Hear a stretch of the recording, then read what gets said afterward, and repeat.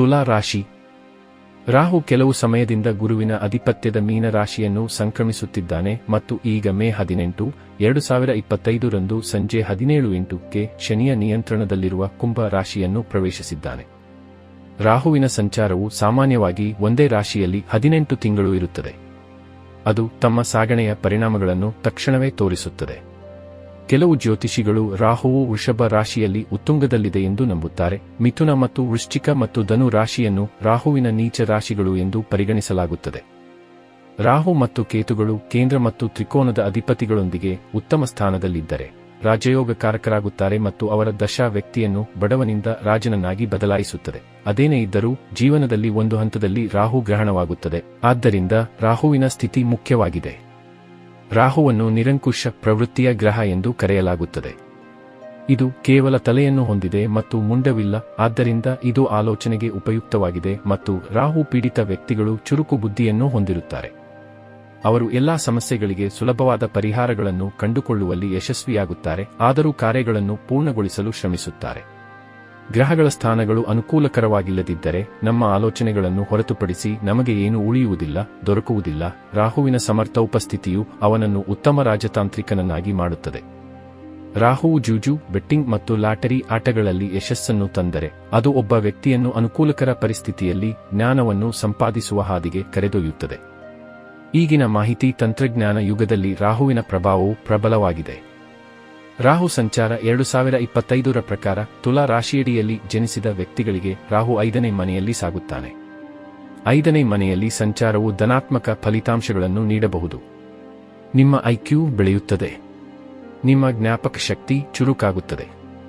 ನೀವು ಶಾಲೆಯಲ್ಲಿ ಉತ್ತಮವಾಗಿ ಕಾರ್ಯನಿರ್ವಹಿಸಲು ಸಾಧ್ಯವಾಗುತ್ತದೆ, ಏಕೆಂದರೆ ನೀವು ನೋಡುವ, ಅರ್ಥಮಾಡಿಕೊಳ್ಳುವ ಅಥವಾ ಓದುವ ಎಲ್ಲವನ್ನೂ ನೀವು ತ್ವರಿತವಾಗಿ ಗ್ರಹಿಸುತ್ತೀರಿ ಮತ್ತು ನೆನಪಿಸಿಕೊಳ್ಳುತ್ತೀರಿ. ಈ ಸಾಗಣೆಯು ಪ್ರೀತಿಯ ಸಂಬಂಧಗಳಿಗೆ ತೀವ್ರತೆಯನ್ನು ನೀಡುತ್ತದೆ. ನಿಮ್ಮ ಪ್ರೀತಿ ಪಾತ್ರರೊಂದಿಗಿನ ನಿಮ್ಮ ಸಂಬಂಧವು ಸುಧಾರಿಸುತ್ತದೆ.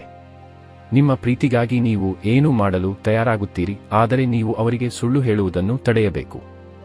ನಿಮ್ಮ ಆಲೋಚನೆಗಳು ಷೇರು ಮಾರುಕಟ್ಟೆಯತ್ತ ತಿರುಗಬಹುದು, ಅಲ್ಲಿ ನೀವು ಹೂಡಿಕೆ ಮಾಡುವ ಮೂಲಕ ಲಾಭ ಗಳಿಸಬಹುದು. ಬೆಟ್ಟಿಂಗ್, ಜೂಜು, ಲಾಟರಿ ಆಟಗಳು ಮತ್ತು ಇತರ ರೀತಿಯ ಚಟುವಟಿಕೆಗಳನ್ನು ತಪ್ಪಿಸಬೇಕು.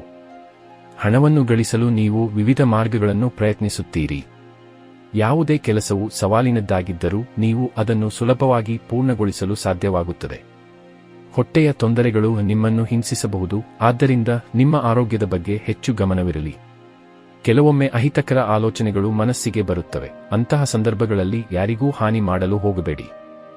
ರಾಹುವಿನ ಚಲನೆಯಲ್ಲಿ ಬದಲಾವಣೆಯಿಂದಾಗಿ ತುಲಾ ರಾಶಿಗೆ ಸೇರಿದ ಜನರು ತಮ್ಮ ರಚನಾತ್ಮಕ ಕ್ಷೇತ್ರದಲ್ಲಿ ಸಾಕಷ್ಟು ಯಶಸ್ಸನ್ನು ಪಡೆಯುವ ಸಂಭವವಿದೆ.